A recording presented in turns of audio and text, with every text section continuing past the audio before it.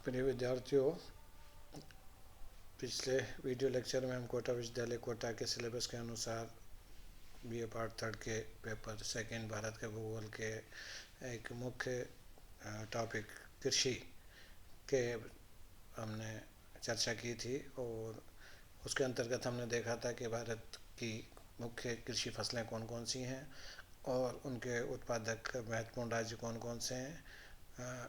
आज हम बात करेंगे जो हमारे पाठ्यक्रम में है कृषि फसल चावल, जो एक बहुत महत्वपूर्ण खाद्य फसल है। चावल एक प्रकार से कह सकते हैं महत्वपूर्ण खाद्यान्न फसल है और भारत की अधिकांश जनसंख्या का जो है वो प्रमुख भोजन है। यद्यपि है कि ये उष्ण आर्द्र कटिबंधीय फसल है, किंतु ये विभिन्न कृषि जलवायु प्रदेशों में उगाई जाती है। चावल उत्पादन हेतु कुछ भौगोलिक दशाएं आवश्यक हैं, जिनके बारे में जानना आवश्यक है कि इसके लिए कौन सी भौगोलिक दशाएं हैं, जिसमें सबसे प्रथम रूप में हम कह सकते हैं चावल जो है वो किसका तापमान। चावल एक उष्ण कटिबंधीय पौधा है। इसके उगते समय 10 डिग्री से 20 डिग्री सेल्सियस तथा पकते समय 30 डिग्री से 35 डिग्री सेल्सियस तापमान आवश्यक होता है। इसी प्रकार दूसरे अगर महत्वपूर्ण पक्ष वर्षा की बात करें हम, तो चावल की कृषि के लिए वर्षा जो है अधिक पानी की आवश्यकता होती है, क्योंकि इसके खेतों में पानी भरा रहना चाहिए और इसकी पैदावार 100 से 200 सेंटीमीटर वर्षा वाले भागों में मुख्य रूप से होती है। तो 150 से 200 सेंटीमीटर वर्षा वाले जो हैं वो इसके लिए एक आदर्श क्षेत्र होते हैं उत्पादन के लिए। इससे कम वर्षा वाले क्षेत्रों में चावल की कृषि के लिए सिंचाई की आवश्यकता होती है। तीसरा महत्वपूर्ण जो तथ्य है वो है मिट्टी। कछारी या चीका दोमट मिट्टियाँ इसके उत्पादन के लिए उपयुक्त होती हैं। बाढ़ के मैदान व डेल्टा प्रदेश इसके लिए सर्वाधिक उपयुक्त होते हैं। प्रतिवर्ष बाढ़ के कारण इन प्रदेशों में नई परत बिछ जाने से मिट्टी की उर्वरकता भी जो है वो बनी रहती है। चौथा हम कह सकते हैं भूमि। चावल की पैदावार के लिए समतल भूमि की आवश्यकता होती है, ताकि प्रारंभिक काल में खेतों में पानी जो है भरा रह सके। इसलिए इन पहाड़ी क्षेत्रों में जहाँ तापमान वर्षा की अनुकूल दशाएँ, पहाड़ी ढालों पर सीढ़ीनुमा खेत बनाकर चावल की कृषि की जाती है। इसी तरह से अगर हम पांचवा जो पक्ष है वो श्रम, उसकी बात करें तो चावल के खेत तैयार करने, बोने, पौधारोपण व कटाई आदि के कार्य हाथ से करने पड़ते हैं। इसलिए चावल की कृषि घनी आबादी क्षेत्रों में की जाती है, जहाँ सस्ते श्रमिक प्रचुरता व आसानी से मिल जाते हैं। इसी प्रकार अगर छठे तथ्य की बात करें उर्वरक, इसके लिए हरी खाद, हड्डियों की खाद, अमोनियम सल्फेट एवं नाइट्रेट की खाद अच्छी मानी जाती है। अगर चावल की किस्मों की बात करें तो अक्षांशीय आधार पर चावल की दो किस्में होती हैं, एक उष्ण कटिबंधीय एवं दूसरी शीतोष्ण कटिबंधीय। उष्ण कटिबंधीय चावल को इंडिका तथा शीतोष्ण कटिबंधीय चावल को जापोनिका कहते हैं। चावल के आधार पर भी चावल की दो किस्में होती हैं, निम्न भूमि या दलदली चावल और लोलैंड और स्वैम्पी राइस, तथा दूसरा कह सकते हैं हम उच्च भूमि या पहाड़ी चावल अपलैंड राइस। निम्न भूमि पर उत्पन्न किया हुआ चावल स्वादिष्ट होता है। इसका जो प्रति हेक्टेयर उपज भी अधिक होती है। भारत का अधिकांश चावल निम्न भूमियों में पैदा किया जाता है। उच्च भूमि के चावल का पौधा छोटा होता है और इसका दाना छोटा तथा लाल रंग का होता है और ये कम वर्षा में उग जाता है और जल्दी पककर तैयार हो जाता है। ये चावल सख्त तथा खाने में कम स्वादिष्ट होता है। चावल को फसल ऋतु एवं क्षेत्रीय आधार पर भी विभिन्न प्रकारों से जाना जाता है, जैसे खरीफ की का क्षेत्रीय नाम आस या कार, जो मई जून में बोई जाती है और सितंबर अक्टूबर में काटी जाती है। शीतकालीन चावल की जो फसल है उसका क्षेत्रीय नाम अमन साली या कार्तिक है, जो जून जुलाई में बोई जाती है तथा नवंबर दिसंबर में काटी जाती है। रबी फसल चावल की फसल का क्षेत्रीय नाम बोरो या डालना है, जिसे नवंबर दिसंबर में बोया जाता है और मार्च अप्रैल में इसको मुख्य रूप से काटा जाता है। पश्चिम बंगाल का जो किसान है वो चावल की 3 फसलें लेता है, जिन्हें ओस, अमन और बोरो नाम से पुकारा जाता है, किंतु देश के उत्तर पश्चिम भागों में ये खरीफ फसलों खरीफ फसल के रूप में वह उगाई जाती है। चावल बोने की भी कई विधियां हैं, जिनमें अन्य फसलों से भिन्न चावल बोने के लिए विशिष्ट विधियों को अपनाया जाता है। जिसमें पहली विधि है पौधारोपण विधि, ट्रांसप्लांटेशन मेथड। ये विधि अधिक प्रचलित है। दक्षिणी पूर्वी एशिया के लगभग सभी देशों में ये विधि अपनाई जाती है।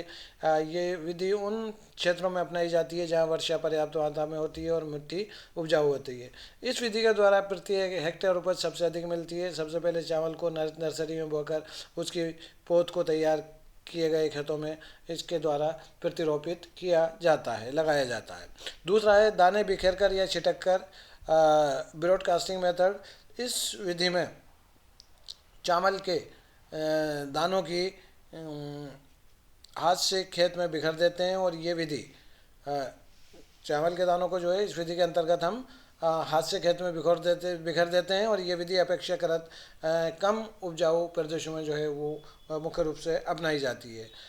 ये विधि अत्यंत सुगम तथा सस्ती है, परंतु इससे चावल की उपज कम प्राप्त होती है। जितनी दूसरे विधियों से होती है उससे कम इसकी प्राप्ति होती है इस विधि से चावल उत्पादन करने में। और तीसरी विधि है खोदकर अथवा ड्रिल द्वारा, प्लोइंग और ड्रिलिंग। ये विधि दक्षिणी भारत में प्रचलित है। इसमें खेतों को जोतकर कतारों में बोया जाता है। जापानी विधि से चावल उगाने का जो प्रचलन है भारत में 1953 के पश्चात प्रारंभ हुआ।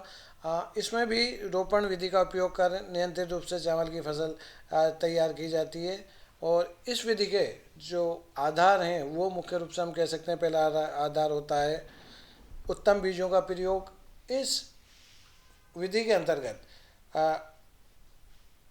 मुख्य रूप से उत्तम बीजों का प्रयोग किया जाता है, जो कि इस प्रकार की कृषि के लिए बहुत आवश्यक है, या इस प्रकार के जो रोपण विधि है जापान की उसके लिए आवश्यक है। दूसरा जो है वो उच्च भूमि पर क्यारियों में बोना।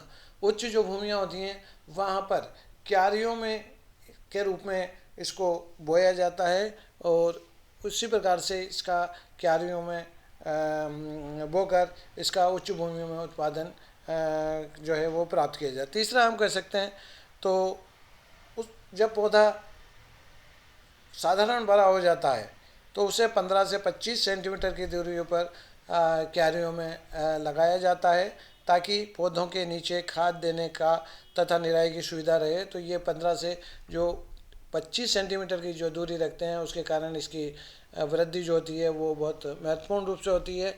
और इसके नीचे जो अगर कोई चीज़ उगाती है तो पौधों के नीचे से उसको निराई कर दी जाती है और साथ ही खाद डालने में भी या खाद देने में भी हमें इस विधि में आसानी होती है।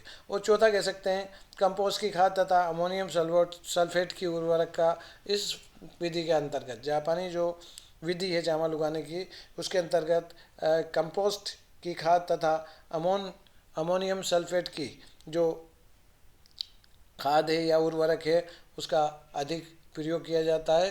तो इस विधि से इन चीज़ों का उपयोग करके चावल की जो है वो फसल को हम महत्वपूर्ण रूप से उत्पादित करते हैं और उससे जो है अधिक उपज की प्राप्ति होती है। और एक ये क्योंकि एक महत्वपूर्ण खाद्यान्न फसल है चावल, तो ये देश के विभिन्न भागों में अधिक से कम मात्रा के रूप में ये उत्पन्न किया जाता है।